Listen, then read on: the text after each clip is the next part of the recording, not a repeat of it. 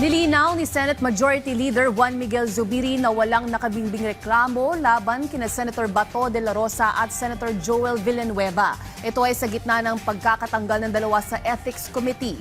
Yan ang ulat ni Luisa Erispe.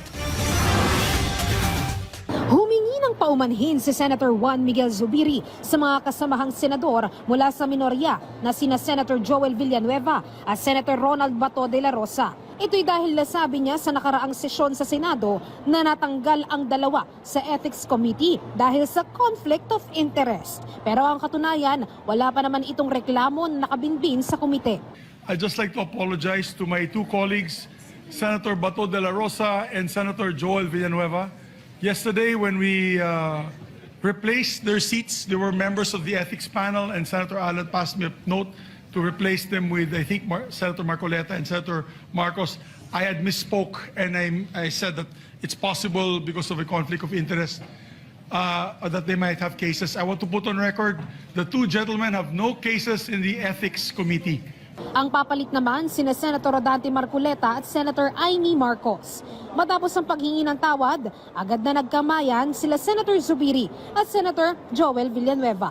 Ayon naman kay Senator J.V. Ejercito na siyang chairman ng Ethics Committee, pagdidesisyonan pa anong mga reklamo ang uunahing talakayin ng komite. Ang uusad lang ay ang mga may matibay na batayan at ebidensya. Everybody will decide on, siguro i-debate muna kung ano yung merong grounds on which will prosper. Kasi kaya nga ayaw na natin i-announce yung mga names of those who have ethics complaint. Kasi baka mamaya iba wala namang grounds. So tignan muna natin. Unfair naman to destroy their name, na masira yung pangalan nila na wala na palang grounds. So tignan muna natin yung grounds. Sa sitwasyon naman ni Senator Ronald Bato de la Rosa, umuugong na nga ang umano'y posibilidad na masuspindi ang sahod niya sakaling absent pa rin ito sa Senado.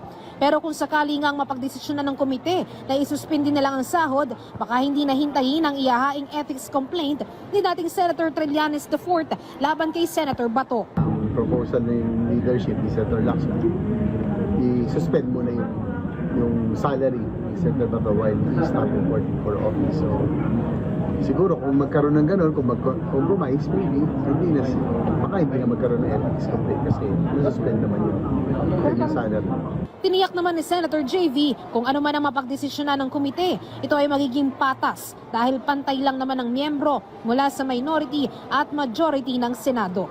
Luisa Erispe para sa Pambansang TV sa Bagong Pilipinas.